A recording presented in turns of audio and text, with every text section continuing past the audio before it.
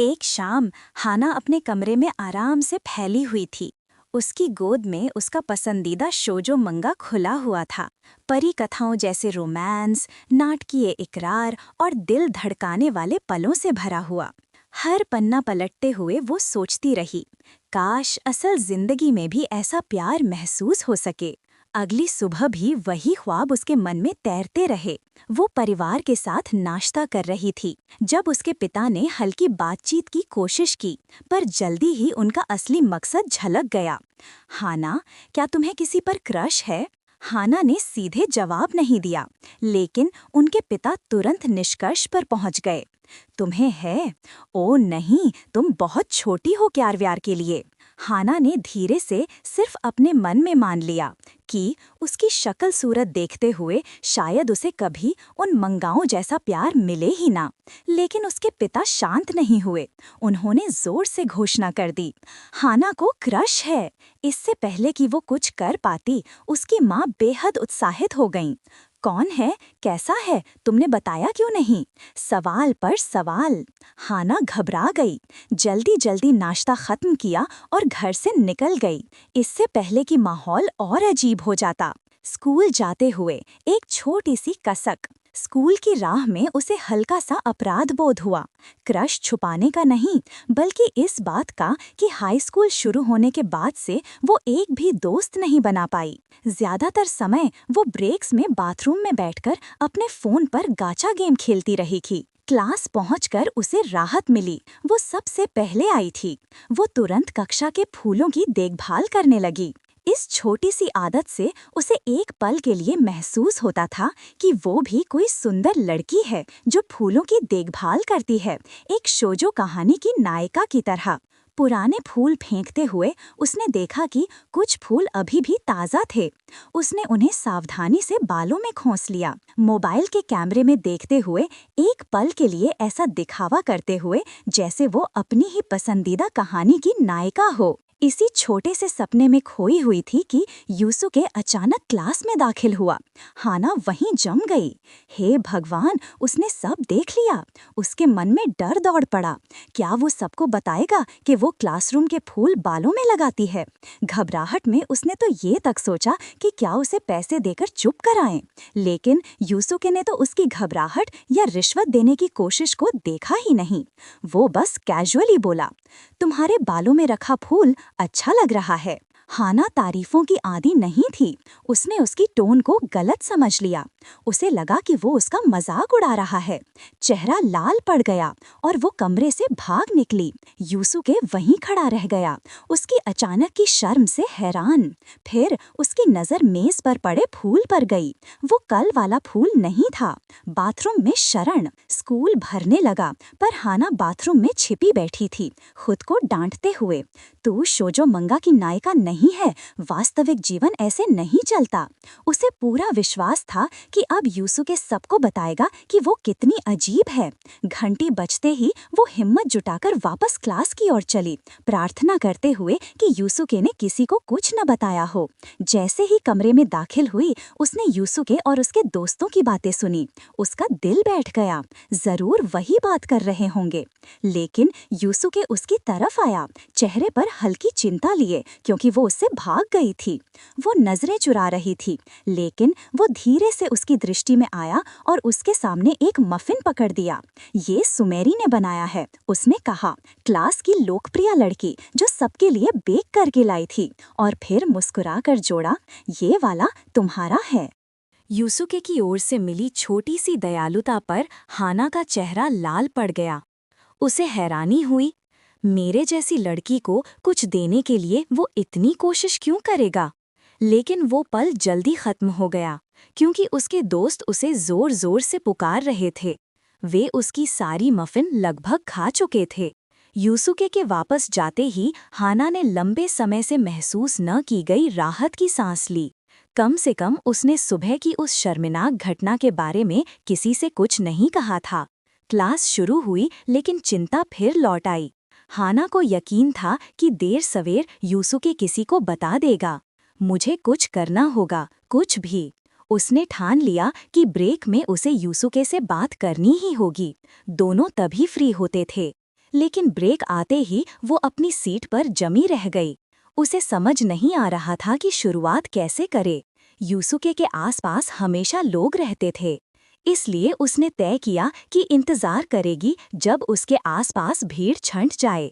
वो उसके पीछे पीछे घूमती रही, एक सही मौका तलाशते हुए, लेकिन हर जगह हर समय कोई न कोई दोस्त उसके साथ था। पीई क्लास में भी हाना दूर खड़ी देखती रही कि कैसे यूसुके आसानी से बाकी लड़कों से बेहतर प्रदर्शन कर रहा था। चाहे उसकी एथलेटिक्स क्षमता हो, लोगों से मिलने जुलने की उसकी सहजता या उसका हल्का फुल्का स्वभाव, उसकी लोकप्रियता अलग ही स्तर पर थी। हाना के मन में अनचाहा ख्याल आया, शायद वो थोड़ा कूल है। लेकिन उसने झट से खुद को झिड़क दिया, नहीं, ये उसके लिए फील करने का समय नहीं है। मुझे अपना राज बचाना है। उसने खुद को याद दिलाया, उस जैसी लड़की को उस जैसे लड़के से बात करने का हक भी नहीं। आखिरकार उसने निर्णय लिया, सीधा बात करने की बजाय एक चिट्ठी लिखना ही बेहतर है। आसान भी और किसी को पता भी नहीं चलेगा। नोट हाथ में पकड़े वो जूते की लॉकर एरिया की ओर बढ़ी ताकि चुपचाप यूसुके की शू बॉक्स में डाल सके। लेकिन वहां उसने देखा, एक और लड़की खड़ी थी, हाथ में एक पत्र लिए हुए। हाना तुरंत छिप गई और उनकी बातचीत सुनने लगी। लड़की ने कहा कि वो आज आखिरकार यूसुके को लव लेटर देकर इकरार कर ही देगी। उसकी दोस्त उसे उत्साहित कर रही थी, जाओ कर दो। हाना का चेहरा लाल हो गया, मैं असली लाइव लव कन्फेशन देख रही हूँ, बिल्कुल अपने शोजो मंगा जैसा। फिर उसे डर लगा, अगर किसी ने मेरी चिट्ठी को भी लव लेटर समझ लिया तो। वो सोच ही रही थी कि क्या करे क्या न करे। उसी समय यूसुके ने उसे देख लिया। वो मुस्कुराकर उसकी ओर बढ़ा, स्पष्ट था कि वो उससे बात करना चाहता था। हाना का दिल तेज धड़कने लगा, यही मौका है, अभी बताओ कि वो हमारा राज किसी को न बताए। लेकिन उसके बोलने से पहले ही तेत्सुआ ने दूर से आवाज लगाई, यूसुके जल्दी चलो क्लास में वापस। और वो मौका उसकी आंखों के सामने फिसल गया। यूसुके ने कोशिश की समझाने की कि हाना अभी उससे कुछ कहने वाली थी, लेकिन हाना ने तुरंत सिर हिला दिया, हिम्मत खो दी और फिर भाग गई। हाना को भागते देख तेत्सु हैरान रह गया, ये कौन थी, उसने पूछा। जब यूसुके ने बताया कि हाना तो उनकी क्लासमेट ही है, तेत्सु की आंखें फैल गईं। उसे भरोसा ही नहीं हुआ कि उसने उसे पहले कभी नोटिस नहीं किया। स्कूल का दिन यूं ही खत्म हो गया बिना इसकी हाना चिट्ठी दे पाती। थकी हारी हाना क्लासरूम छोड़कर बगीचे में फूलों को पानी देने चली गई। उम्मीद थी कि इस रूटीन में वो थोड़ा अपना मन हल्का कर पाएगी। लेकिन तभी यूसुके फिर से आ गया, भागता हुआ हांफता हुआ। वो माफी मांगने आया था कि दोपहर में वे अपनी बात पूरी नहीं कर सके। यूसुके को इतनी कोशिश करते देख हाना ने आखिर हिम्मत जुटाई और उससे अनुरोध किया कि वो उसके उस छोटे से राज को किसी को न बताए, वो राज कि वो अपने बालों में फूल लगाती है। यूसुके की आंखें चमक उठीं। उसे उसी पल समझ आया, हाना ही वो लड़की है जो हर सुबह क्लासरूम की मेज पर फूल सजाती है। वो मुस्कुराया, दमकते गर्व से। उसने कहा कि उसे हमेशा वे फूलों की सजावट बहुत पसंद आई हैं और वो अक्सर सोचता था कि उन्हें कौन करता है। लेकिन हाना ने उस मुस्कुराहट को गलत समझ लिया। उसे लगा कि वो निराश हो गया है, क्योंकि उस जैसी साधारण और अनाकर्षक लड़की वो सब कर रही है। घबराकर उसने माफी मांग डाली। यूसुके उलझ गया, पर उसने ज्यादा सवाल नहीं पूछा। उसे कहीं जाना था, कुछ काम पूरा करना था। जाते जाते उसने मुस्कुराकर भरोसा दिलाया, वो किसी को कुछ नहीं बताएगा। यूसुके के ये शब्द हाना के मन में बार बार दोहराने लगे। वो ऐसे ही लग रहा था जैसे किसी शोजो मंगा का मेल लीड हीरोइन से वादा कर रहा हो कि वो उसका राज रखेगा। इस कल्पना को झटकने के लिए उसने खुद को जोर से थप्पड़ मार दिया। लेकिन वो अब भी आश्वस्त नहीं थी कि कोई इंसान इतना अच्छा कैसे हो सकता है। उसने एक और संस्करण कल्पना किया। यूसुके वही वादा कर रहा है, लेकिन एक डरावनी मुस्कान के साथ, मानो कह रहा हो कि वो इस राज का ब्लैकमेल करेगा। हाना इसी बेतुकी कल्पना वाले सपने से जागी और स्कूल चली गई। सुबह की कमेटी की ड्यूटी खत्म करके वो बाथरूम में छिप गई और एक विजुअल नॉवल खेलने लगी, जहां वो एक काल्पनिक लड़के को रोमांस कर रही थी। गेम में उसे अच्छा रिस्पॉन्स मिला और उसने सोचा कितना आसान होता अगर असल जिंदगी में लोगों के अफेक्शन मीटर दिखते और हमें डायलॉग ऑप्शन मिलते। तभी तो मुझे पता चलता कैसे बात करनी है।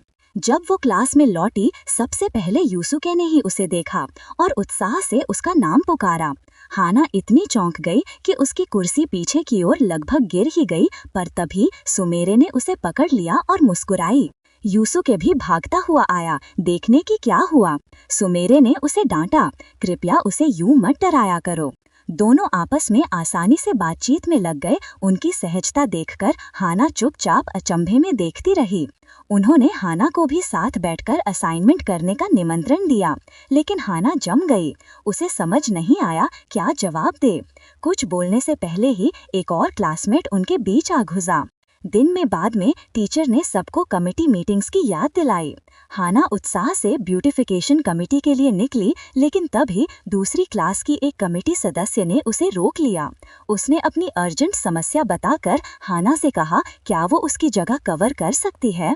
हाना ने बिना सोचे समझे हाँ कह दिया।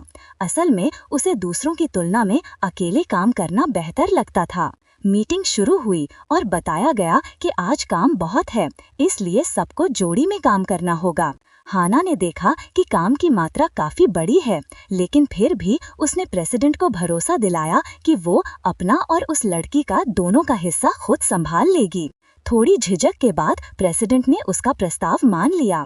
कुछ देर बाद हाना खुद को अकेला खड़ा पाया, मिट्टी के थैलों और ढेर सारे पौधों के सामने, नए फ्लावर बेड के लिए। स्कूल से निकलते समय यूसुके ने सुना कि वही लड़की जिसके लिए हाना कवर कर रही थी, बड़े आराम से दोस्तों को बता रही है कि उसने मीटिंग जानबूझकर स्किप की और उसे कोई पछतावा नहीं है कि सारा काम हाना पर छोड़ दिया। यूसुके ये सुनकर खींच गया। उसने दोस्तों को मैसेज किया कि वो देर से मिलेगा और तुरंत हाना को ढूंढने निकल पड़ा।